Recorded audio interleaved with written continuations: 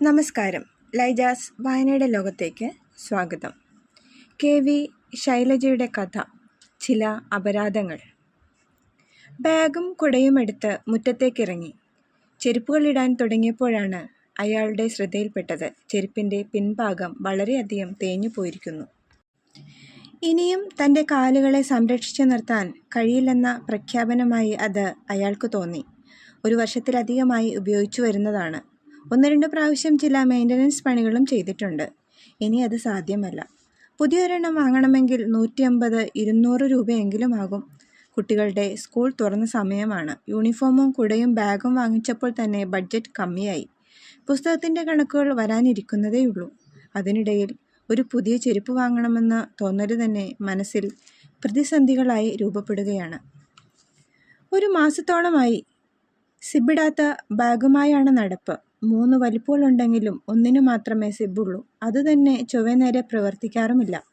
പരിചയമുള്ള കടകളിൽ കയറി ഒരു സിബ് വെച്ച് തരാൻ ആവശ്യപ്പെട്ടാൽ അവർ കളിയാക്കും. മാസാമാസം ശമ്പളം വാങ്ങുന്ന ഒരാളുടെ പിശുക്കിനെക്കുറിച്ച് മാത്രമേ അവർക്ക് അപ്പോൾ ചിന്തിക്കാൻ കഴിയുകയുള്ളൂ. പരിചയമില്ലാത്ത ഒരു കടയിൽ കൊടുക്കാമെന്ന് വെച്ചാൽ അതിനും നിവൃത്തിയില്ലാത്ത അവസ്ഥയാണ്. കണാരേറ്റൻ്റെ വീട്ടിലെ കുഞ്ഞമ്മിനി എന്ന് ഓമന പേരിട്ട് വിളിക്കുന്ന ആട്ടിൻകുട്ടി പറ്റിച്ച പണിയാണത്. ജോലി കഴിഞ്ഞ് വരുന്ന വഴി മൂത്രശങ്ക തോന്നി. ബാഗ് ഒരു കല്ലിൽ വെച്ച് ബാത്റൂമിൽ കയറി. മുറ്റത്ത് ശീമക്കൊന്നയിൽ കെട്ടിയിട്ട കുഞ്ഞമ്മിണിയെ ശ്രദ്ധിച്ചില്ല. എന്ത് കണ്ടാലും കടിച്ചു ചവക്കുന്ന പ്രകൃതമാണ് അതിൻ്റേത്. തിരിച്ചു വന്നപ്പോൾ ഒരു വാറ് കടിച്ചു മുറിച്ച് ഒരറ്റം മുറിച്ചും മറ്റേ അറ്റം പാതി തൂങ്ങിയും കിടക്കുന്നു. അന്ന് ബാഗ് വാങ്ങിയിട്ട് 2 മാസം കഷ്ടി ആയിട്ടേ ഉണ്ടായിരുന്നുള്ളൂ. ബാഗും പൊക്കിപ്പിടിച്ച് അമർഷത്തോടെ ആ ജന്തുവിനെ നോക്കി നിന്നപ്പോൾ ഒന്നും സംഭവിക്കാത്ത മട്ടിൽ പുൽനാമ്പുകളിൽ ചുണ്ടുരസി തല കുലുക്കി നിൽക്കുകയായിരുന്നു ആ മൃഗം. ഉള്ളിൽ പതഞ്ഞു പൊന്തിയ ദേഷ്യം തീർക്കാൻ വടിയെടുത്ത് 2 തല്ലു കൊടുക്കാനും വായിൽ വന്നതെന്തെങ്കിലുമൊക്കെ പറയാനും തോന്നിയതാണ്. എന്നാൽ കൂട്ടത്തിലൊരെണ്ണത്തിനെ കൊണ്ടുപോയി കഴുത്തറുത്ത് കണ്ടാലും ഇവറ്റകൾ ഇളം പുല്ല് തേടി നടക്കുകയുള്ളൂ എന്നോർത്തപ്പോൾ അതുവരെ തോന്നിയ വെറുപ്പ് സഹതാപത്തിന് വഴിമാറിക്കൊടുത്തു. എന്തും ചെയ്യാം, സഹിക്കാന്നേ. ആട് ചവച്ച വാറ് ഒരു ബ്ലേഡ് കൊണ്ട് മുറിച്ചു കളഞ്ഞു. വാറിൻ്റെ ചരിത്രം ആരും കാണാതെയും അറിയാതെയും ഇരിക്കാൻ അന്നു മുതൽ ബാഗ് കക്ഷത്തിൽ സ്ഥാനം പിടിച്ചു. വാറും സിബുമില്ലാത്ത ബാഗിനെക്കുറിച്ച് വളരെ ഉത്കണ്ഠയോടെയാണ് നടപ്പ്. അത് പൊതുസ്ഥലത്ത് വെച്ച് തുറക്കാതിരിക്കാനുള്ള എല്ലാ മുൻകരുതലും എടുക്കാറുണ്ട്. ബസ്സിൽ കയറുമ്പോൾ എത്ര തിരക്കുണ്ടായാലും ഒട്ടിച്ചു വച്ചതുപോലെ കക്ഷത്തിൽ തന്നെ ഇരിക്കും. ഓഫീസിലെത്തിയാണെങ്കിൽ അലമാരയുടെ പുറകിലാണ് പണ്ട് മുതൽക്കേ ബാഗ് വെക്കാറ്. അതിപ്പോൾ ഒരനുഗ്രഹമായി. പുതിയതൊരെണ്ണം വാങ്ങണമെന്നുണ്ട്. പല ഡേറ്റുകളും മാറ്റി വെക്കുകയായിരുന്നു. ഓരോരോ ആവശ്യങ്ങൾ. വിവാഹം, ചോറൂണ്, വീട് താമസം. മാസത്തിൽ 1-2 ഉറപ്പായിട്ടും ഉണ്ടാവും. ബസ് സ്റ്റോപ്പിലേക്ക് നടക്കുന്നതിനിടയിൽ അയാൾ ഓരോന്നോർത്തു. ടൗണിൽ ഫർണിച്ചർ കട നടത്തുന്ന സുഹൃത്ത് രാമചന്ദ്രൻ കഴിഞ്ഞ മാസം 500 രൂപ കടം വാങ്ങിയിട്ടുണ്ട്. അയാൾക്ക് ലോൺ അടയ്ക്കാൻ രൂപ തികയാതെ വന്നപ്പോൾ വാങ്ങിയതാണ്. ഇരുവരും പരസ്പരം പണം കടം വാങ്ങുകയും കൊടുക്കുകയും ചെയ്യാറുണ്ട്. വൈകിയാലും ചോദിക്കാതെ തന്നെ തിരിച്ചു കൊടുക്കാൻ 2 പേരും ശ്രദ്ധിക്കാറുണ്ട്. അതുകൊണ്ട് രാമചന്ദ്രൻ്റെ അടുത്ത് ചെന്ന് ചോദിച്ചു വാങ്ങാൻ അയാൾക്ക് മടി തോന്നി. ചെരുപ്പിൻ്റെ അവസ്ഥ മാസങ്ങളോളമായി ബാഗിനെ മറക്കുന്നതുപോലെ ചെരുപ്പിനെ ഒളിപ്പിക്കാൻ കഴിയുകയില്ല. ഉപ്പിറ്റി വരുന്ന ഭാഗം വളരെ തേഞ്ഞു. ചിതിലെടുത്ത പോലെ ചില അടയാളങ്ങളും രൂപപ്പെട്ടു തുടങ്ങിയിട്ടുണ്ട്. അതോർത്തപ്പോൾ അയാൾക്ക് തോന്നിയ വികാരം ഭയമായിരുന്നു. ആരെങ്കിലും അത് കാണാൻ ഇടവന്നാൽ തൻ്റെ മാന്യതയ്ക്ക് പുറലേൽക്കുമെന്ന് അയാൾ ഭയപ്പെട്ടു.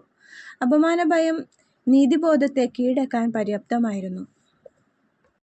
വൈകിട്ട് ഓഫീസ് വിട്ടു വരുമ്പോൾ രാമചന്ദ്രൻ്റെ കടയിൽ കയറി പണം ചോദിച്ചു വാങ്ങുക തന്നെ. മറ്റൊരു നിവൃത്തിയുമില്ലാഞ്ഞിട്ടാണ്. മാസാമാസം ഒരു നിശ്ചിത തുക ശമ്പളം കൈപ്പറ്റുന്ന തൻ്റെ സ്ഥിതി ഇതാണെങ്കിൽ സ്ഥിര വരുമാനമില്ലാത്ത ചെറുകിട കർഷകൻ്റെയും മറ്റു തൊഴിലാളികളുടെയും സ്ഥിതി എന്തായിരിക്കും? അതോർത്തപ്പോൾ അയാൾക്ക് പേടി തോന്നി. സമൂഹത്തിൽ മാന്യമായി ജീവിക്കാൻ കഴിയാത്തൊരവസ്ഥ. രാജ്യം അനുദിനം സാമ്പത്തിക വളർച്ച നേടിക്കൊണ്ടിരിക്കുകയാണെന്ന് പറയുന്നു. മാറി മാറി വരുന്ന ഗവൺമെൻറ്റുകളും അത് മത്സരിച്ച് പറയുന്നുണ്ട്. നിത്യോപയോഗ സാധനങ്ങൾക്ക് നിത്യേന വില വർദ്ധിക്കുന്നു. ഖജനാവിൽ പണമുണ്ടെങ്കിൽ സാധാരണക്കാരനെ ഞെക്കിപ്പിഴിയാൻ ഭരണകൂടം ഇത്ര ശുഷ്കാന്തി കാണിക്കുന്നത് എന്തിനാണ്? ആദ്യമൊക്കെ ചിലവുകൾ ഒരുവിധം നടന്നു പോകുമായിരുന്നു. ഇന്നിപ്പോൾ ഓരോന്നിനും അടിക്കടി വില വർദ്ധിക്കുകയാണ്. പത്രം, പാൽ, ടെലിഫോൺ, വൈദ്യുതി, കുട്ടികളുടെ ട്യൂഷൻ ഫീ എല്ലാം കഴിയുമ്പോഴത്തേക്കും പോക്കറ്റ് മിക്കവാറും കാലിയാവും. ഒരു സാധാരണ ജോലിക്കാരൻ്റെ പൊതുവായ പ്രശ്നങ്ങളായിരിക്കും ഇതെല്ലാം എന്നോർത്തയാൾ സമാധാനിക്കാൻ ശ്രമിച്ചു. എന്നിട്ടും ഒരാദി അയാളെ പിടികൂടിയതുപോലെ. സാമാന്യവൽക്കരിക്കപ്പെട്ട പ്രശ്നങ്ങൾക്കിടയിൽ ഇതിപ്പോൾ തൻ്റെ മാത്രം പ്രശ്നമായതായി അയാൾക്ക് തോന്നി. തേഞ്ഞു തീരാറായ ചെരുപ്പ്. അതിനൊരു പരിഹാരം ഉടൻ ഉണ്ടായേ തീരൂ. രാമചന്ദ്രനെ പോയി കാണുക തന്നെ. അയാൾ എന്തു വിചാരിക്കും? ഒന്നും കരുതുവാൻ സാധ്യതയില്ല. എന്നാലും അയാൾ പലതും ആലോചിച്ചു. എല്ലാത്തിനും ഒടുവിൽ തൻ്റെ നിസ്സഹായത അയാൾ തിരിച്ചറിഞ്ഞു. വൈകിട്ട് ഓഫീസ് വിട്ട് നേരത്തെ ഇറങ്ങി. രാമചന്ദ്രൻ്റെ ഫർണിച്ചർ കട ലക്ഷ്യമാക്കി നടക്കുമ്പോൾ പുതിയൊരു ചെരുപ്പിൽ കുറഞ്ഞതൊന്നും തൻ്റെ മനസ്സ് ശാന്തമാക്കില്ലെന്ന് അയാൾക്ക് തോന്നി. അവിടെ ചെന്ന് കയറുമ്പോൾ 2 പേർ കടയിലുണ്ടായിരുന്നു. രാമചന്ദ്രൻ അയാളുടെ കുശലാന്വേഷണങ്ങൾ നടത്തുന്നതിനിടയിൽ ചവിട്ടി വാങ്ങിയ ആളുടെ കയ്യിൽ നിന്നും പണം വാങ്ങി മേശയിലിടുന്നത് ആശയോടെയും ആശ്വാസത്തോടെയും നോക്കി നിന്നു. അതിനിടയിൽ രാമചന്ദ്രൻ പറഞ്ഞു, "ഇരിക്കൂ." അനുസരണയുള്ള ഒരു കുട്ടിയെപ്പോലെ അയാൾ രാമചന്ദ്രന് അഭിമുഖമായി ഇരുന്നു. സ്കൂൾ തുറന്നു. ഓരോന്നിനും വില ഇരട്ടിയായിരിക്കുന്നു. ആമുഖമെന്നോണം അയാൾ പറഞ്ഞു തുടങ്ങി. രാമചന്ദ്രൻ അയാളുടെ സംസാരത്തിൽ ശ്രദ്ധിച്ചിരിക്കുന്നതിനിടയിൽ ടെലിഫോണിൻ്റെ നിർത്താതെയുള്ള മണിയടി അവരുടെ ശ്രദ്ധ തിരിച്ചുകൊണ്ടുവന്നു. സെയിൽസ് ഗേൾ വന്ന് ഫോണെടുത്തു. "ഹലോ" എന്നു മാത്രം പറഞ്ഞു. ഫോൺ ചെവിയിൽ പിടിച്ച് നിൽക്കുന്നതല്ലാതെ പിന്നീട് അവൾ ഒന്നും പറയുന്നില്ല. അവളുടെ മുഖം മങ്ങുന്നത് അയാൾ കണ്ടു. "ആരാണ്?" രാമചന്ദ്രൻ പെൺകുട്ടിയോട് ചോദിച്ചു.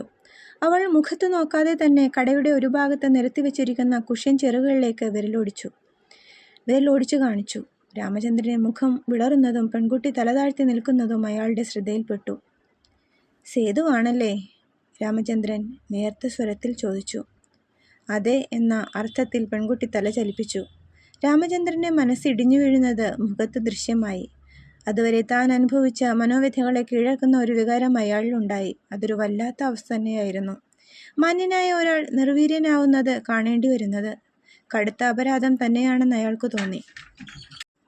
താൻ ഒന്നും മനസ്സിലാക്കിയിട്ടില്ലെന്ന് രാമചന്ദ്രനെ ഏതു വിധത്തിലാണ് ധരിപ്പിക്കേണ്ടത്? അയാൾ കൂടുതൽ വാചാലനായി. തൻ്റെ സംസാരത്തിൽ അതുവരെ ഇല്ലാതിരുന്ന ഉന്മേഷം കലർത്താൻ അയാൾ ബോധപൂർവം ശ്രമിച്ചു.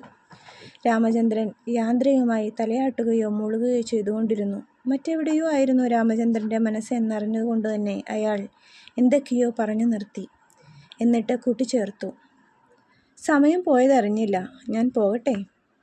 ആഗ്രഹിച്ചിരുന്നത് കേട്ട പോലെ രാമചന്ദ്രൻ "ആ ശരി" എന്നു മാത്രം പറഞ്ഞു. താനിരുന്ന കസേരയും മേശയും ഇടയ്ക്ക് നിന്ന് വാറുപോയ ബാഗ് കുനിഞ്ഞെടുക്കുമ്പോൾ അയാളുടെ മനസ്സിൽ ഒന്നും ഉണ്ടായിരുന്നില്ല.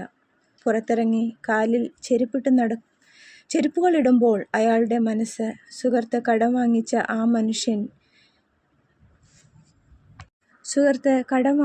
ആ കുഷ്യൻ ചേറുകളാൽ നിറഞ്ഞിരുന്നു. മറ്റൊന്നിനും ഇടമില്ലാത്തവണ്ണം.